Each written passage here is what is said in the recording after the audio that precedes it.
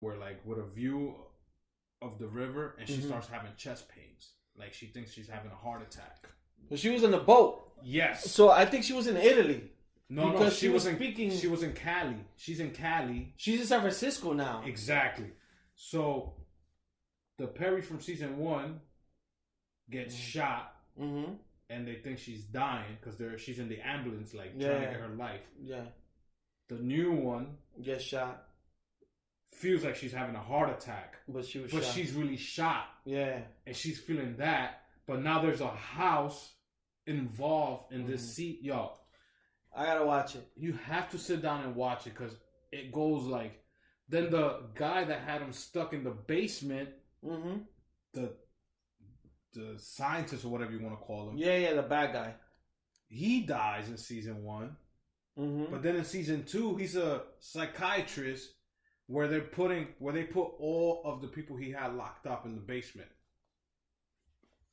So he's trying to tell them, "Oh, you're not in no dimension. The show's great."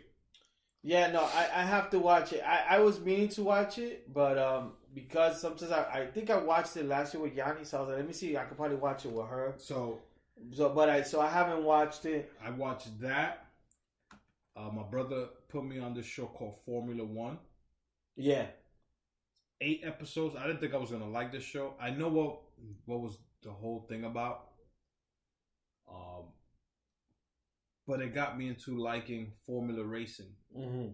So now I watch Formula Racing. I follow the teams because it gives you a breakdown of each team. Is like 10 teams, 2 drivers each. Yeah. How much money you need to have a team. Yeah. Who has what. In the middle of the season, like let's say there's 10 races. By race 5 or 6, Ferrari's like one of the major teams. Mercedes is one of the majors. And you might know one of the drivers because hip hop loves him. Lewis Hamilton. Moreno from UK. I think Rihanna was dating him. You could sign a contract with a new team in the middle of the season. Still have to finish your 5 races, and then you can start your new team the next year. So now I watched 8 episodes of that. I'm like, holy shit. I couldn't stop watching. It was 8 episodes. I needed to go back to back to back to back. That's and good. I wanted to see what was going on the next race. Yeah. But you're not just watching the whole race. Yeah. You're talking to the team captain. You're hearing the drivers talk. You're hearing what they're going through. So it went quick. So now on Sunday, I just watched the first race live, which is 57 laps. Formula. I was like, yo, I could watch this now. Like this shit, it takes forever. Yes, but it's just them going in circles. Yeah, I know. But the way they talk about it, I didn't know it was that like simple, but that long because I used to work for I used to have a job that I had to watch commercials, and there used to be this channel, and it was by channel. So on Saturdays, they would give me this channel called Speed. Yeah. Which I never knew existed. Oh, Speed is all about cars. Yeah. So sometimes I would have that shows. I would have Speed from, and I'll be like 3 hours. I'm like, what the fuck? So I didn't have to watch the whole show, but every commercial break I had to tune in to make sure that we had the ads in store. So I was like, so I used to be like, what the fuck? And then, or sometimes the NASCAR stuff will bleed into, let's say, The Simpsons. I had to do Fox. But the NASCAR, something happened. Rain, they'll delay. It'll be delayed. Yo, that shit will be... I remember one time there was one race. It was at least about 6 hours but NASCAR of footage. Yeah, because NASCAR is different. NASCAR have over 150 laps. Yeah. Formula One, which is F1. Yeah. I think they do average 57 to 65 laps. Mm-hmm. But their cars are going like... over 200 miles per hour speed. Yeah. And I'm like, yo, this is the easiest job ever to be a driver. But then it's not that easy, bro. Watching this documentary, you gotta have the head for it. Because you're going, at one point you're going 150, but then you gotta brake the curve and you gotta press these buttons here and there. And they're not just racing. These guys gotta put their bodies in, like, one time they raced in Dubai and it gets hot. Yeah, they gotta yeah. wear their bodysuits, their helmet, the mask. Not only that, it's way hotter. Yes. I listened to a podcast with what's the name of that? There's Earnhardt. Earnhardt Jr. Yeah, he was in Joe Rogan's podcast and he talked about like how hot it gets. About it. You think you're going fast, but the heat of the car, and they're wearing all that. Yeah. And you'd be like, oh shit. So you see them training like in the gym, you gotta do this. Yeah. Specifically just for driving. It's not like, oh, let me go to the gym and lift weights. No. I gotta hit like a tennis ball here. Like you reflex. Yeah. And I was like, oh, that's it. This show got me. So I'm hoping they do a season 2 just so I could see the season right now, because the season I watched was races from 2017 and 2018. Mm-hmm. So I'm hoping that the following season will do this one, because I'm watching it live. The next race is not until April 14, and I think it's in Mexico. And Santi's into it now too, so now I could have somebody to talk to about it. I'll check it out. He tells me he's Team Red Bull, but Team Red Bull's not really. They're not about cars. Mm-hmm. They're things about drinks. Yeah. So they buy parts from other people. Yeah. So they used to buy their engine from a company in France called Renault. Yeah. Now they said, yo, fuck that. We're not going to deal with you guys now. We're going to deal with Honda. So now Honda makes their engine. Yeah. And they could do so much.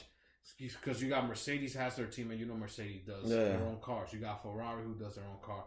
You got this team from US that I follow now. It's called Team Haas, Haas, which they have a NASCAR team also. So it's a famous race car driving company. So he said, let's get into the Formula One thing.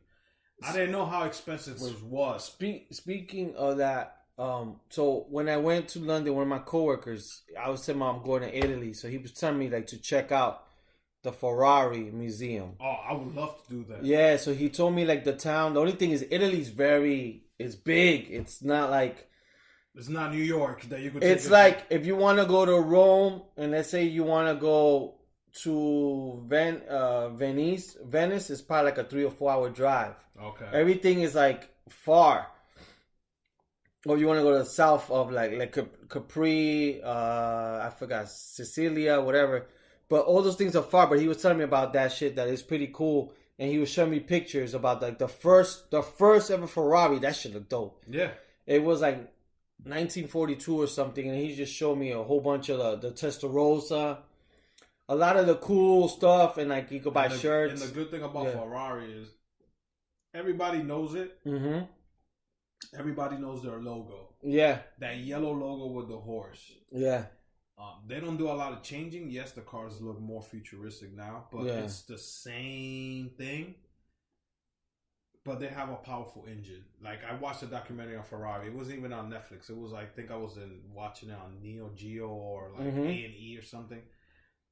And they kept the same concept over and over. Why change something that worked back in 1940? Yeah. And it still works in 2019. Yes, the engines are more powerful now, but it's the same shit. And the cars are more modern now. Yeah, yeah. Okay. Good show. OA. There's a movie here and there that I watch, but I can talk about. I'll tell you a few that I watch. Well, what you're into right now? I'll tell you. Before you got the one that my boy our boy Ed Dogs put me on was this one called Love, Death, and Robot. Mm-hmm. It's like, I want to say 16 episodes. Some of them are 10 minutes. Some of them are 15 minutes long. Yeah. If you guys ever watched the MTV cartoon called Eon Flux, do you remember that one? Yeah. With the blonde girl. I used to watch it when I used to get high. It used to come on midnight. That's the only time on MTV. Yeah. So it's something like that. It's a lot of blood. You see titties. It's that type of cartoon. And each chapter is something different. If you guys have time, watch it. If you don't, put it on So it's list. Probably like a Black Mirror, but a version of a cartoon. But it's cartoons. Yeah. Pretty cool. People. And I like it because they're short stories. Yeah. And you could just bang them out quick. Other than that, I've only, like I said, F1 series, and I'm into the OA because I'm into it now and I want to finish. It's only 8 episodes and I'm on episode 5 right now. Yeah, I have to catch up with that. So, what I watched, I think I finished on the plane. I think it was called Good Moms or something like that, which was not that bad. So, if you people who like the Mad Men, like one of the girls from Mad Men, she's in it. It was alright. I mean, it was funny and it got pretty interesting. So, it had a lot of good plot stories. So, I watched that. I watched this other one that I think is pretty cool. It's a cool story. It's called, I think, Cocaine on the Beach. Oh, that's on a Netflix. documentary. Yeah. I have that on my list. list. It's a great story.